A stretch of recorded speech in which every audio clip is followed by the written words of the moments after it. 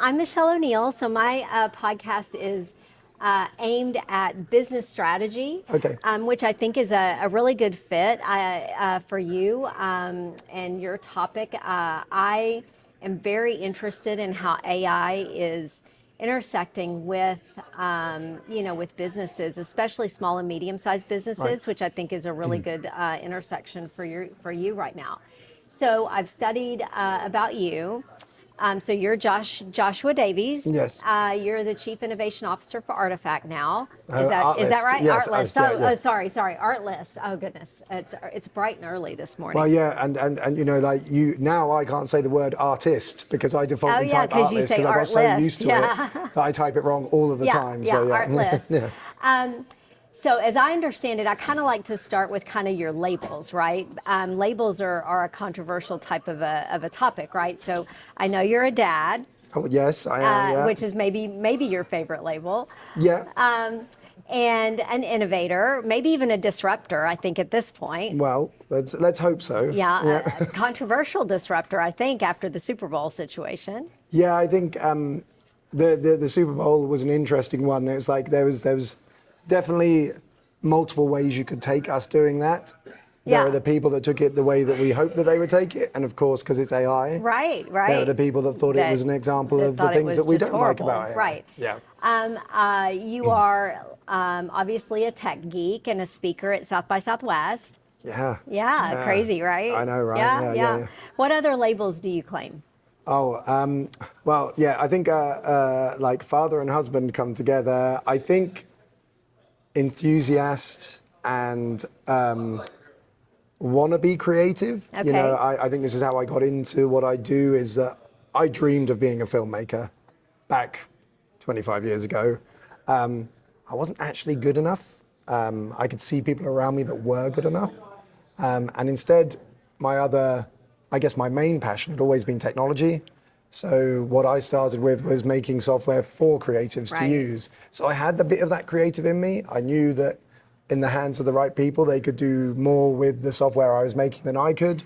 But I think, yeah, it's kind of that enthusiast, amateur filmmaker with knowledge of what the professionals do, but not quite the level of skill that they have. Are you professionally trained?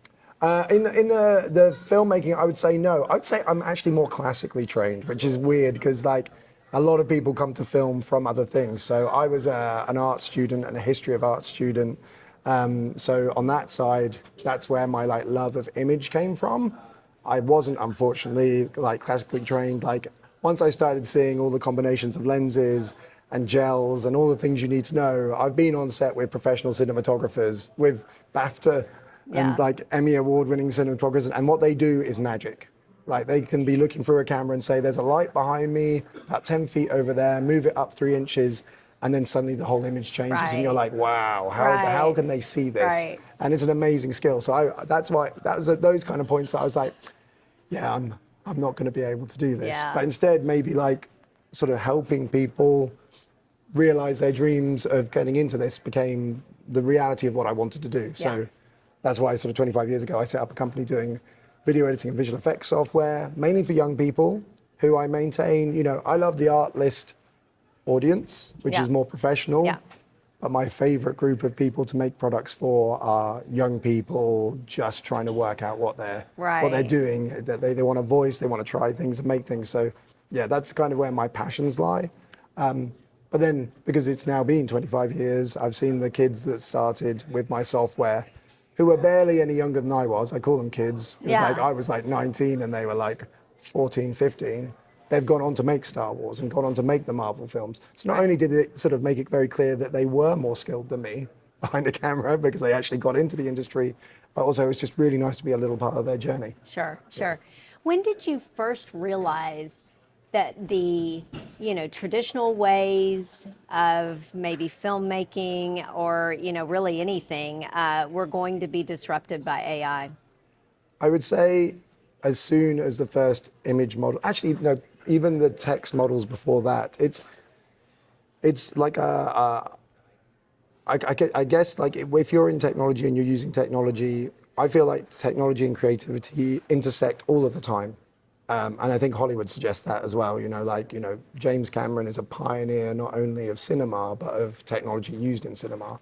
And it goes back to the beginning of cinema, like techniques being used that trick the audience into thinking different things. So as soon as we saw that there were these models that could actually output text, you're instantly like, well, in our industry, what does that mean for people that are interacting with text, that are organizing, looking at it from behind the camera point of view as like the people that are organizing things, the people that are putting the day sheets together and all of these kind of things. And then as soon as we saw the images start to happen, we were like, it was very clear that like, you couldn't tell whether it was 2 years, 5 years, or 10 years, but 4K video would be coming out of these models. Right.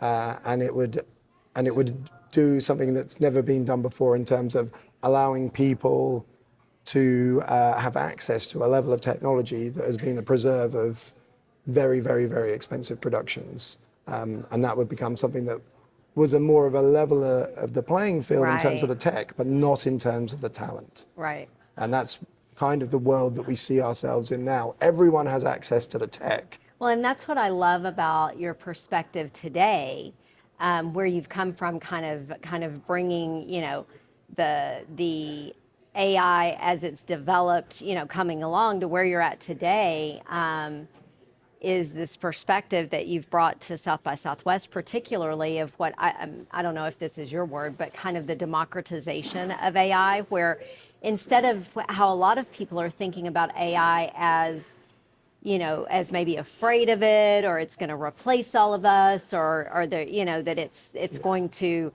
make everybody unemployed. I think you see it more, and I don't want to put words in your mouth, but I mean, how do you see it as, affecting, kind of our society today? I think it would be naive to say there won't be effects that, Sure. That are negative. There will be. I mean, anything that changes the way that, whether you're a copywriter or you're a filmmaker, anything that changes your day-to-day flow or the amount that you're expected to do or how quick a production is, has these trickle-down effects to catering, all the way down to like Everything. Who's on the set at what times doing what things. What I don't think it won't replace is creativity. So like it will change an industry significantly. It's an industry that's changed significantly post-COVID and pre-COVID. Right. And then if you look back to the budgets and the sizes of movies all the way back, it has had huge changes. And a lot of people were already saying it's unsustainable to have to spend as many hundreds of millions as we do to make a film, but somehow we just about keeping a lid on it. We're having to move to more sort of algorithm-based films for streaming services. We don't necessarily take as many of the risks as we used to, even in what is my golden age of like the 80s and 90s of cinema. So the same films don't get made anymore because they're just not going to bring the numbers. So things were already changing. The thing that AI is doing is hyper accelerating that. And that's the bit that's scary, because we've seen huge industry changes before. When everything went from film to digital, loads of people lost their jobs. Loads of people had incredible skills, like, chemical skills of making things happen that overnight could be done on a computer. Overall, everyone was like, it's a positive. We've had lots of different steps of this, virtual production coming in. It's just that AI is touching everything at the same time, and we don't know where it's going to land. And I think it's also within the nature of anyone creative, you're your own harshest critic. So as soon as you feel that there's something out there that you don't understand that seems to be able to do some of the things that you can do, you're like, in your mind, you're a little bit like, they're just trying to get rid of me. It's like, what if it does replace me? I don't see this happening. I don't see that when we moved digital, we lost creativity, and when all of these other things have happened, actually strong creative voices and that talent becomes more important rather than less.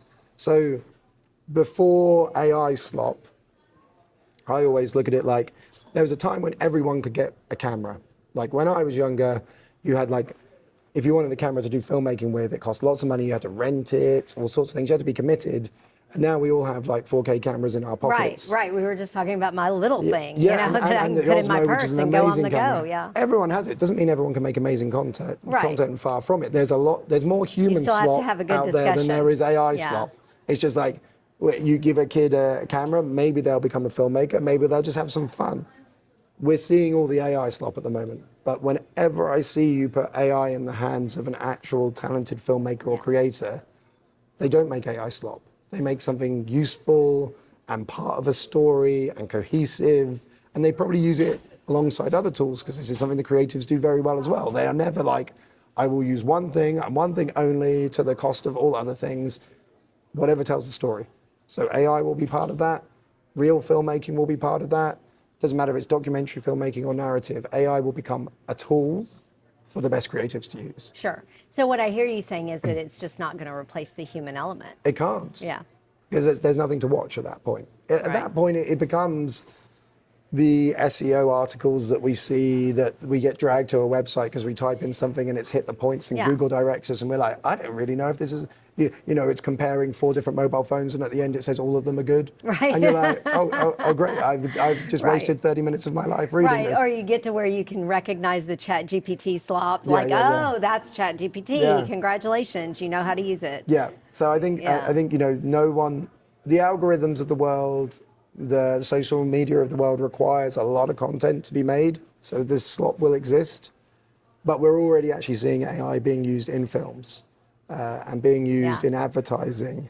It's not when they make those sort of tentpole, like this whole ad was made in AI. It's more like the places it's already subtly being used in the background to replace things, to change things, where they're just using it part of a workflow, which are undetectable. We're all seeing AI being used every day as much as we were seeing CG being used every day, Right. undetectably, because the best people, it will not be what you're focusing on.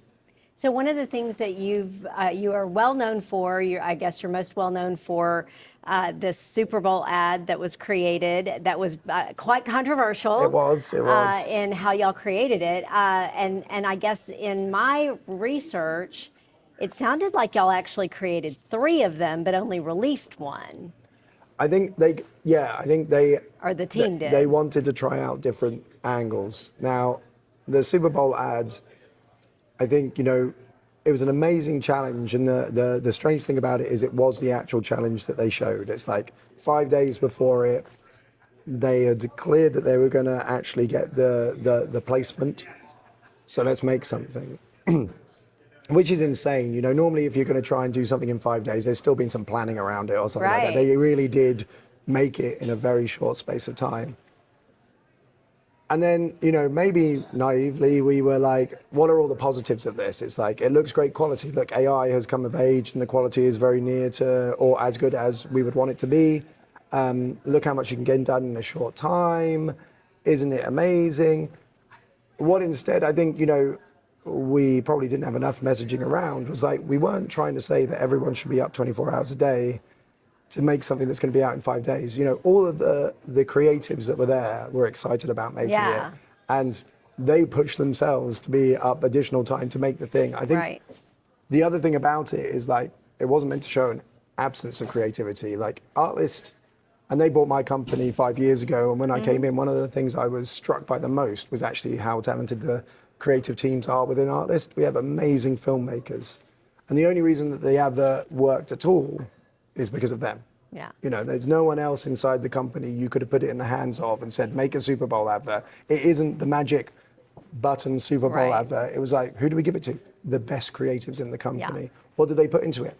100% for probably like 18 hours a day for Yeah, 5 days. yeah. They lived and breathed it. And it's like, oh, surprise, surprise. You put creatives in charge of something creative and they do a good job And they with did it. a great job. Yeah. Yeah. So, but I can equally get, you know, on the other hand, people are like, aren't you trying to promote these aspects of AI by saying this? But this is, unfortunately, the bad PR around AI Well, sure. is like, you know, I find it, because I love all the science side of it as well. I'm like, we did what with the human genome? We did what with like antibiotics research because of AI, because of stuff that has somewhat stemmed from COVID. And we focus on 0 aspects of this basically in the media and then just go, what's going to scare people the most? Your job's going to be affected. Yeah. Like, there's not going to be an interview with me and you because people are going to want to watch an interview with 2 AI people here talking about right. something. Or 2 AI bots will do an interview. Yeah, well, with someone asking questions and then the guy having to react to it, it's like, no one wants to watch that. That's not going Yeah. anywhere. I talk to photographers all the time as well, and they're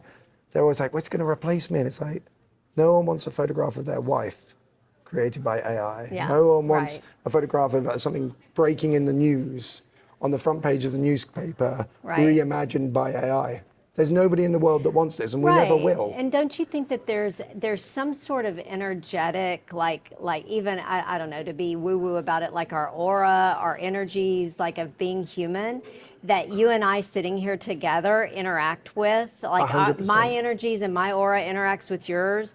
That AI is never going to replace. It's Like, I it's mean, the even just being indescribable, on Zoom or whatever, it doesn't replace it. and all the way through to filmmaking. It's like it's it's weird to imagine that people are seeing it, that directors are not putting a huge amount of responsibility in the hand of actors. It's like they're saying, I've picked you two to be these people because I can imagine you in it, and now please bring everything else to the Yeah. table, and we work as a bunch of people communicating to tell a story. It's like they don't ever just go, well, it's a blonde lady and a brunette man, and they just say these lines, and this will make an amazing film. It's Yeah. about that sort of like that mixing bowl of everything. So Yeah. yeah, I see that one of the big amazing things that AI will have over the next couple of years is like performance is driven by people. Right. So it's like I try to imagine, not too carefully because it would scare me, if I was asked to make a new Marvel movie now, a new Iron Man movie, I'd be like, what pipeline are we going to use to make Iron Man now? It's like, it's not, I don't think it's going to be 5 different VFX houses, hundreds of people working on every single shot, each of them competing against each other because they don't even share assets. That's like the classic model of big films at the moment. I think it will be Robert Downey Jr. doing his performance. Right. Maybe not even against the green screen now because he doesn't have to. And then that performance will be used by probably the same people that are doing a lot of the CG work, but orchestrating AI, giving it references to how things should look.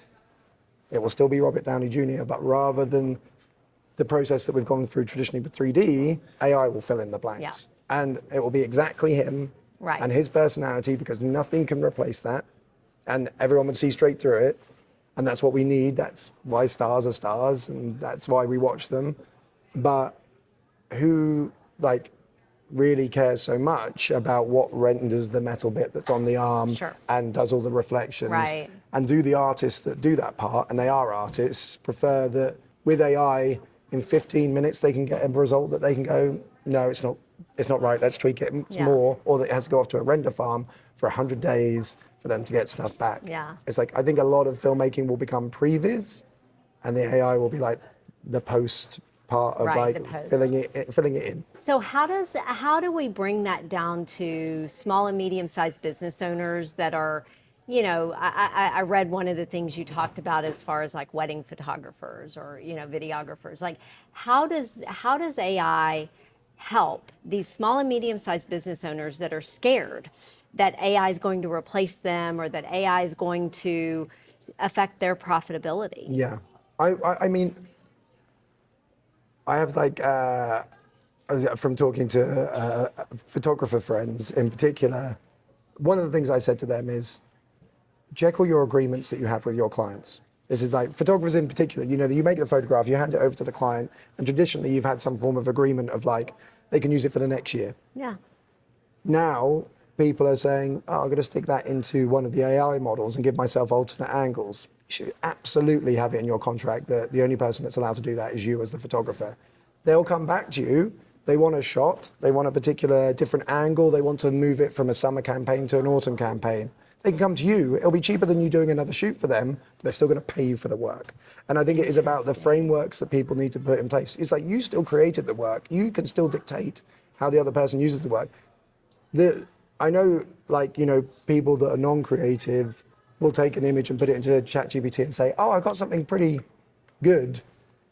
It will never be the same. Right. It will never be the same as the person that can understand the language of creativity. So I would say, if you're in a creative industry, you've got to look at your terms and conditions. You've got to understand the tools, not be scared of them. Yeah. It's weird, like where I am. I'm in a very small little city in the UK, a very historical city, but it's tiny, like really tiny, 200,000 people. And a year and a half ago, when I was talking to filmmakers and photographers, they were all like, well, it's stealing our stuff and it's going to put me out of a job. Right. And now, most often the conversation I have is, can you show me how I would use tool X and tool Y, and it's the people that are not asking that worry me. Yes. Yes. So right. yeah, it's like don't. Right. It's another tool. It's like when you were a photographer that used to do stuff chemically, and then Photoshop came along and digital cameras. It's like you could stay in the thing that you loved. It's going to be harder to make money in it. Yeah. So you got to move with the times. It doesn't mean that you shouldn't do the things that you love. 100%. You know, hopefully AI will release us to have more time to do the things that we love. Right. But you can't necessarily expect an industry that's very Moving fast moving forward, yeah. and commoditizing a lot of things to not move just because you don't want it to. But also you are in a powerful position. You have the relationships. The AI doesn't have the relationships with people. AI is frustrating as hell to use still. It's a product that's classically oversold as a magic pill that will do everything. Yeah. So many people I know I've heard of vibe coding, and I went to code something and I couldn't make anything. And it's like, yeah, it's not 0 to 100 in like half an hour. And I don't think it ever will be, because it's not meant to be. Yeah. It's a tool. There'll be different ways of using it, but like know your domain. Know that those human relationships you have with clients are actually, they're more critical than them sitting there and playing with an AI tool, and offer it as part of your service. Yeah. Extend your services. So where do you see the future? Like, what's the biggest thing coming in the future that you're looking at? And this is really hard. You know, we were on a panel yesterday and we had a guy there from OpenAI. And he was like, when someone was like, 3 years out, 5 years out, where are we? And he's like, he knows a lot about where we'll be in 6 months more than the rest of us do, because he's working on it. Right. But he's like 3 years, 5 years. I mean, like, who knows? who knows? Yeah. I think I'd remain very, very optimistic for it. The other reason I don't think it's just here to take everyone's jobs is because I don't know how anyone makes any money from it doing that. Yeah. It's like if I was creating a business with a product that was meant to be more ubiquitous than a mobile phone. It's meant to be so assistant, so useful to me, so fantastic. I want everybody to be able to pay for it. I want them to be paying me $200 or $300 a month. They want to have access to the thing more than they want a car, more than they want the latest iPhone. Yeah. That's what they're trying to create. And if we're all out of work, we can't afford to pay them hundreds of dollars a month. Nobody can make any money. Then their business model never makes any sense. Right. So, they are making, everyone will have a personal assistant. You'll be like, oh, when can we meet up? Oh, liaise with my personal assistant, your assistant with my assistant, and your life will be orchestrated in, fantastical ways. And then the people that don't have it will be like, ooh, I can't even arrange to meet my friends anymore. It's like people that don't have a mobile phone now. My dad doesn't have a smartphone, and he can't get on any plane. Right. Basically, because all of the ticketing and everything goes through smartphones now. And he's like, they won't even let me take the printout and everything. It's like, the world has moved on. Yeah. AI is doing the same thing again. That's interesting. Well, thank you so much for meeting with me and having a chat. No, I hope the show is amazing for you. Have you got lots and lots of interviews lined up? I have a few, and I'm kind of just doing them on the fly as I meet people and find interesting people, which is kind of one of my things to do. There's a lot of people here that are interested. Yes, and I love just meeting new people and having conversations. I'm a lawyer by profession. Oh, wow. So so you have a completely other perspective on this as well. Tomorrow I'm speaking on the legal war against identity in the creator economy. Wow. So you kind of talked on some of the things, but how do you protect it? And it's the hardest thing in being in the AI sphere, because the legal questions come up, and you are completely unable to answer, because with no legal knowledge and everything, you're just kind of like, you need to speak to someone else. And there are no answers to some of it, because there's so much international law that's just impossible. The international, enforcement is just almost impossible. Even in America, like in one country, it's impossible. And it's so hard when there are countries in the world that view copyright differently to how we do in this country, and in my country, in the UK as well. It's like, Google are doing an amazing job, and they with their tools, and they are doing as much as any company to make sure they're not doing anything that isn't legal. Sure. They really are like doubling down on that, it would seem. But who would want the companies in their country held back by things like copyright when the other guys who are catching up fast right. are not? Yeah. It's like, like, on the one hand, copyright's so important and everything, but at the same time, it's like, who do you want to win at the moment in Well, terms of the right, development of this technology, this and core technology? and you've got China who doesn't give a crap about any of I was us trying not and to any say of our any of copyrights, the right? particular country. Well, I mean, I hear you, but well, I No, mean, no, I'm no. sitting here thinking about the Bite Dance, Tom Cruise, Yeah, Brad yeah, Pitt yeah. fight that they created the other day, and Brad Pitt and Tom Cruise are all upset about it, rightfully, Yeah, because they use their, name, image, likeness AI without getting paid for it. And yeah. I mean, and who wouldn't be upset about that? I And think, then what do you do about it? what do you do about it? This is the thing, because, and it's not unique to them. It's happened with models from all of the AI It's players. happened to big people, small people. It just with Tom Cruise and Brad Pitt, they have the money to fight it Yeah. if you could fight it, but even their remedies at their level of wealth and Oh yeah. ability to fight have been limited. Yeah, we're fighting trillions and trillions of Yeah. dollars. But at the same time, it's like all of the things that have come out so far, when they have caused one of these kind of uproars, something gets dialed back, some settings gets changed. But Right. within 3 months, Right. the models are even more capable than they were when we were all shouting about Sure. it. And we're all asking for the next thing anyway. It's Yeah. like, oh, I don't want it to be able to make this particular politician say so and so, but I really, really need it to be able to make hyper realistic people that speak exactly as I want them to, that look exactly as I want them to. And it's Right. like, what we want and what we're asking them to do is an impossible intersection. Sure, sure, and there's so many positives from it. But then, from my perspective, coming from litigation world in my past, my fear is the very real. And you're a father, so you'll understand this. From like a custody litigation standpoint, you've got two people who are getting a divorce, and somebody wants an advantage Oh, in a custody yeah. case, and creates a very real AI generated, child abuse video, uses it in court, lies about its authenticity, and then a parent finds himself in jail, for child abuse based on a AI video, and you don't have a sophisticated legal system, of sophisticated lawyers that understand that it can be AI,